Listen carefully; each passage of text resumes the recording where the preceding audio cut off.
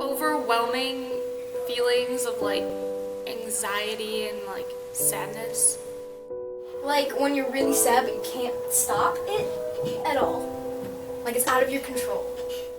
Like people that can't get out of bed in the morning and just can't function because they just don't have the motivation or the drive because of whatever like mental thing happens that they're deprived of that causes it. Lack of energy, overwhelming sense of kind of like helplessness, not really being 100% every day. Not being able to get yourself out of like the habits that you have of like treating yourself the wrong way. Just kind of like leaving yourself out of things because you're like afraid of stuff and of like being sad or just afraid of something.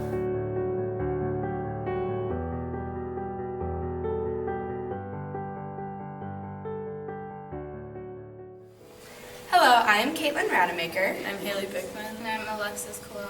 And we are here today to investigate teen depression. So what we're going to do is we're going to interview some local teens and we're going to find out what they know.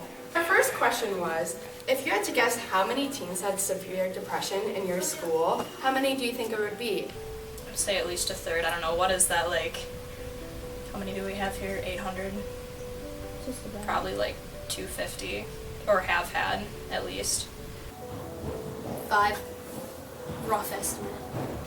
I'd say about 20%. I don't know, in between like 10 and 15. Probably, I think everyone has been through a point where they, in this high school, who've dealt with depression, so I'd say everyone, including like teachers and whatnot. I wouldn't know an exact number, just because a lot of students don't know what depression is. We learn it in health class, but they just wrap it up as like, you're being sad, like. So I would say it affects a lot of people, but I wouldn't know an exact number. The answers we heard ranged from close to none to almost the entire school. This further proves that teens do not know as much as they thought about depression. According to the National Institute of Mental Health, in 2014, an estimated 2.8 million adolescents aged 12 to 17 in the United States had at least one major depressive episode in the past year. This number represented 11.4% of the U.S. population aged 12 to 17. This would equate to about 80 people in our school alone. After interviewing people, we realized that there's a reason these numbers were so scattered. Most people do not know what teen depression even is.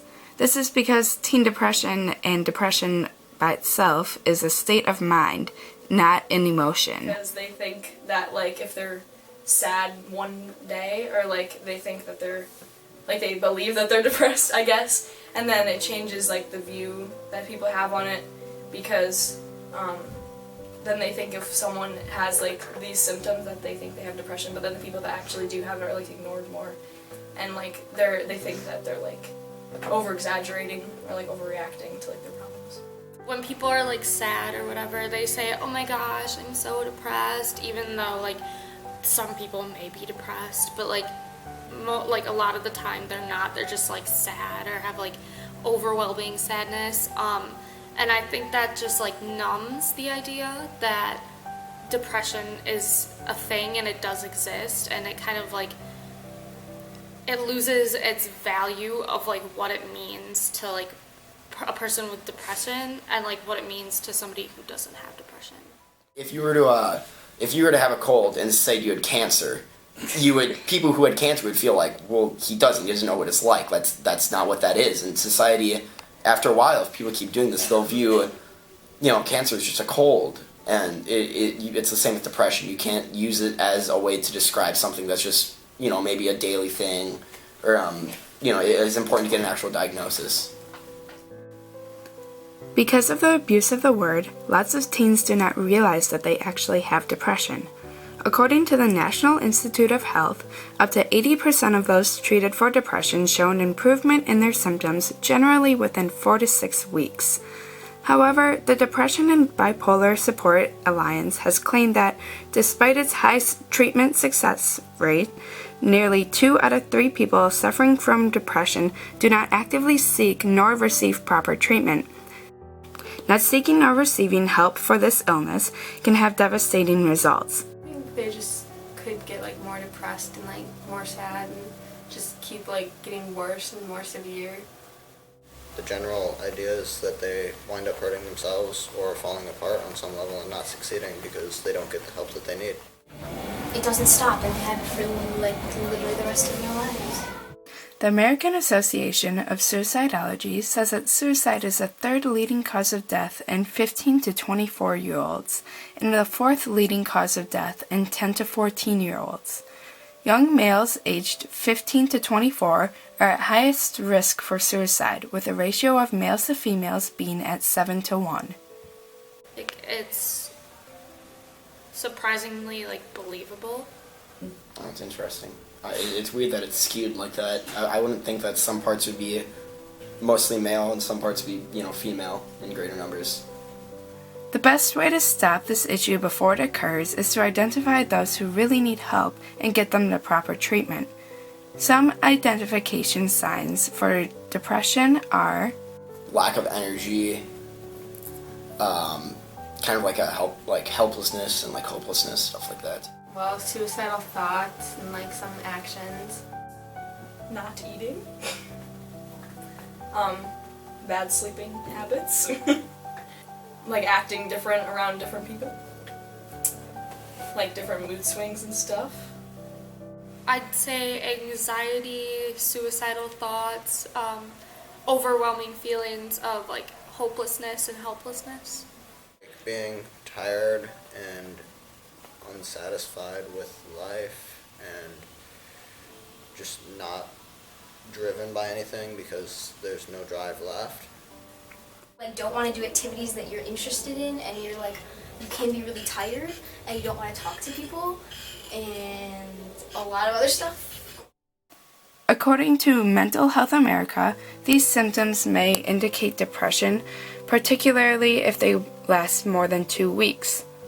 Poor performance in school, withdrawal from friends and activities, sadness and hopelessness, lack of enthusiasm, energy, or motivation, anger and rage, overreaction to criticism, feelings of being unable to satisfy ideals, poor self-esteem or guilt, indecision, lack of concentration or forgetfulness, restlessness and agitation, changes in eating or sleeping patterns, substance abuse, problems with authority, suicidal thoughts or actions, and teens who express their depression through hostile, aggressive, risk-taking behavior. ClinicalDepression.co.uk says that depressed children believe that happiness is achieved through acquisition of fame, money, and beauty. Happier children tended to believe that feeling good comes from healthy attitudes and pursuing worthwhile goals. When asked if there's a cure, teens replied with lots of different answers. Not necessarily a cure, I know medication can help it, but I definitely feel that simply therapy, I know a lot of people with depression are very much against that, but I would encourage therapy and just social help from friends and family. I'd say no. No, I don't think so. I think you just have to go through it and then have somebody there, and then once you get through that, it kind of goes away. Do I think there's a cure? No. Mental illnesses, it's all about your mind's chemistry or your brain chemistry, so there's not really a cure for it. There's just things you can do to help it. Uncommon Knowledge Limited explains that there's no definitive proof that depression medication is an effective treatment for teenage or childhood depression.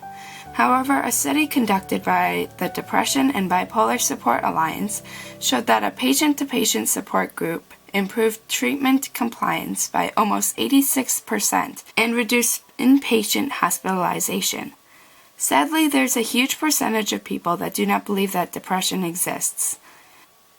Informing the public about this mental disorder is very important in order to spread awareness.